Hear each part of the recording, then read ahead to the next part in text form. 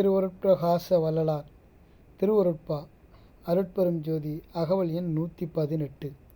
தனுகரணாதிகள் தாம் கடந்து அறியுமோர் அனுபவமாகிய அருட்பெரும் ஜோதி.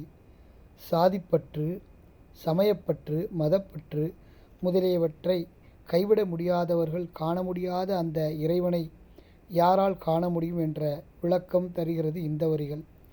தனு என்பது உடம்பு, அதாவது மெய், வாய், கண், மூக்கு, செவி ஆகிய இந்திரியங்கள்.